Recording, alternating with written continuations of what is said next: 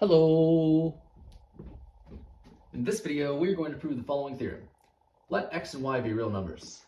Then for all positive integers n, x plus y to the power of n is equal to the sum from k equals 0 to n of n choose k times x to the power of n minus k times y to the power of k. Now, before we get into the proof, let's get some context. To start, what do we mean by n choose k?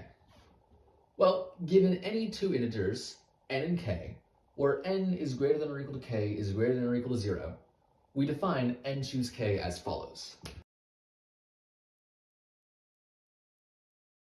N choose k is just n factorial over k factorial times n minus k factorial.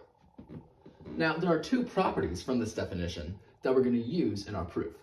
The first property is, given any integer n greater than or equal to 0, n choose 0 and n choose n are both equal to 1. And the other property is, given any two integers n and k, where n is greater than or equal to k is strictly greater than 0, we have the following. We have that n plus 1 choose k is equal to n choose k plus n choose k minus 1. Okay, now let's get into the proof. To start out the proof, let's give ourselves two real numbers, x and y. And our goal from here is to prove for all positive integers n that this is true. And since we're trying to prove a statement about all positive integers, let's use induction. So let's start with the base case. In the base case, we're trying to prove that this is true in the case where n is equal to 1. So to do that, let me rewrite the sum where we replace everywhere we see an n with a 1. And what we want to do is we want to show that this is equal to x plus y to the power of 1. Now, let's just evaluate this sum directly. Really, all this is going to be is precisely this when k is equal to 0 plus precisely this when k is equal to 1. Okay, now if we evaluate the first term, well, by this property, we know that 1 choose 0 is equal to 1. We also know that y to the power of 0 is equal to 1. So really we have 1 times x times 1, which just gives us x. As for our second term, again, by this property, we know that 1 choose 1 is equal to 1. We know that x to the power of 0 is equal to 1. So really we have 1 times y, which gives us y. So this gives us x plus y, which we know is the same thing as x plus y to the power of 1. So just like that, we have shown that this is equal to this. In other words, we have shown that this is true where n is equal to 1.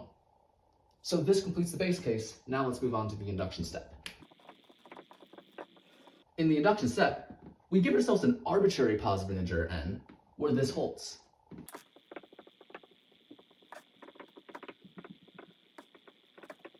And the whole goal of the induction step at this point is to show that this is also true for n plus 1. And the whole goal of the induction step at this point is to show that this is also true if instead of n, we have n plus 1.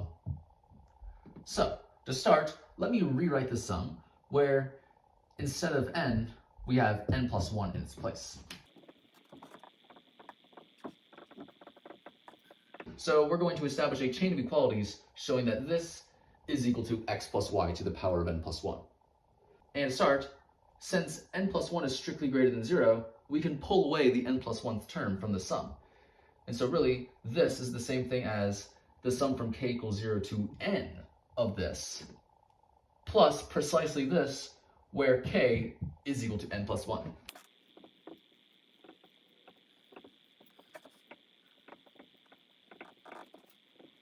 Now let's first evaluate what this is. Well, we know from this property that n plus 1 choose n plus 1 is equal to 1.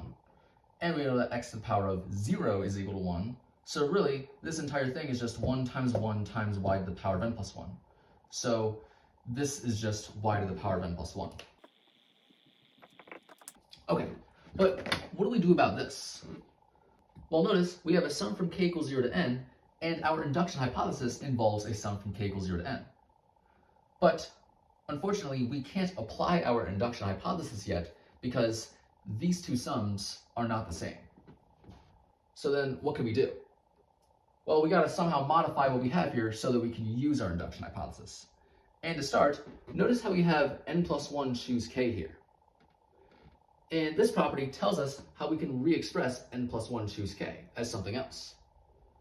So can we apply this property to what we have here? Well, not yet, because we don't necessarily satisfy this condition, right?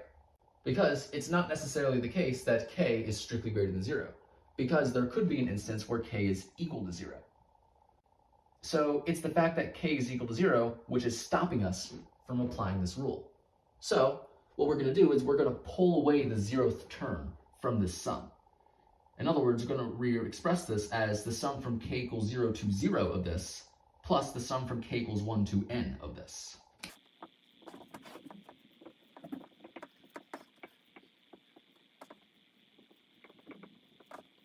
Right, so we've just re-expressed this sum as this plus this, and the leftover term here, as we know, is just y to the power of n plus 1.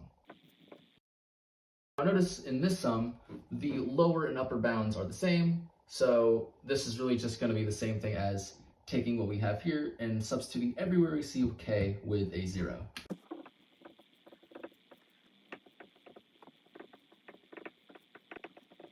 And notice n plus 1 choose 0 is just 1, y to the power of 0 is just 1, so this entire thing is just 1 times x to the power of n plus 1 times 1, which gives us x to the power of n plus 1.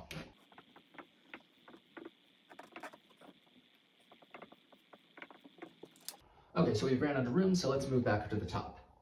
And before we move back up to the top, let's just rewrite our induction hypothesis up here for safekeeping.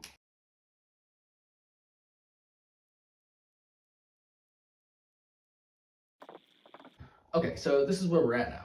And remember, what we wanted to do was, we wanted to apply this rule, but we couldn't because there was a possibility that k was equal to 0. However, because we've pulled the 0th term out, now we see that no matter what k is, we have that n is greater than or equal to k, which is strictly greater than 0. So we satisfy this condition, which means we can apply this rule. So we're going to re-express n plus 1 choose k as this plus this.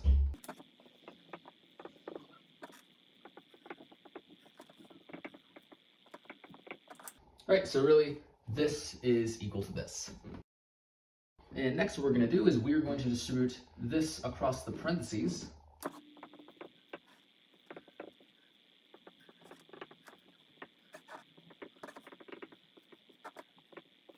Now notice, our sum is in the form of the sum of this plus this. So we can break up our sum into two sums. That is, we can rewrite this as the sum of this plus the sum of this.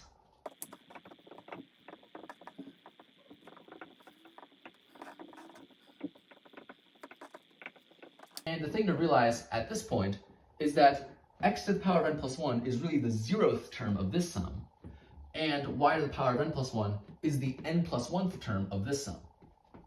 Let's start with what we have here. Well, if we substitute k for 0, then you will get x to the power of n plus 1. And it's because of that that we can re-express this as the sum from k equals 0 to n of this. And as for what we have over here, if we take this and substitute k for n plus 1, this will simplify down to y to the power of n plus 1. So really, we can re-express this entire thing as the sum from k equals 1 to n plus 1 of this. So really, we just moved this term into the sum to get this, and we moved this term into the sum to get this.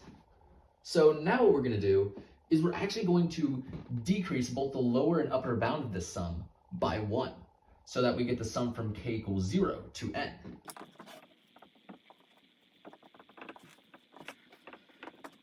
And we're allowed to do this, as long as we take everywhere we see our index k and increase it by 1. So everywhere we see a k, we're going to replace it with k plus 1. So just like that. And we've ran out of room once again, so let's just move back up to the top.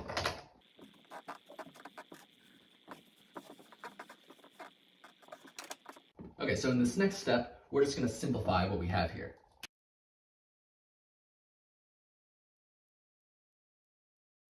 Okay, now k plus 1 minus 1 gives us n choose k. If we simplify this, we see that the 1's are going to cancel out, and we're going to be left with n minus k. And this is y to the power of k plus 1. So this is equal to this. So notice, these are both sums from k equals 0 to n. And these two are almost the same.